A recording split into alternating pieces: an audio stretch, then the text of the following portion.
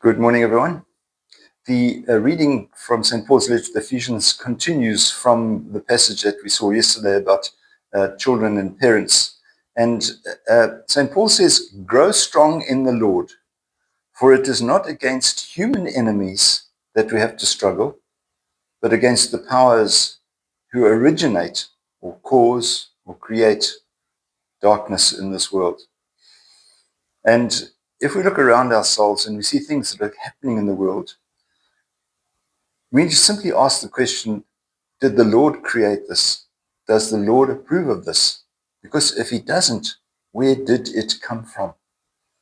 We've got to acknowledge that there are powers of darkness at work in the world. And the devil is at work. And we don't necessarily see that happening as this red fellow with a long tail and a trident. We don't see the devil as that. The devil is a spiritual being who will attempt to take you away from God. That's all he wants to do. He doesn't necessarily need to make you a Satanist, just needs to take you away from God.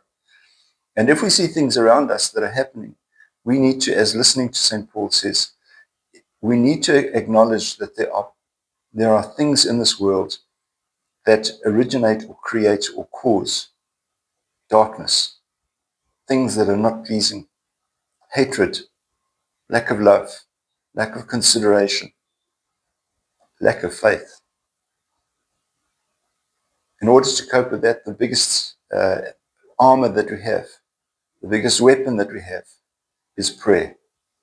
And so we're encouraged to pray all the time, praying in the Spirit, that we may be instruments of his peace, that we may be aware of the Lord in our lives, that we may be aware that we are carrying the Spirit with us through our baptism, and that Spirit must govern how and why we behave.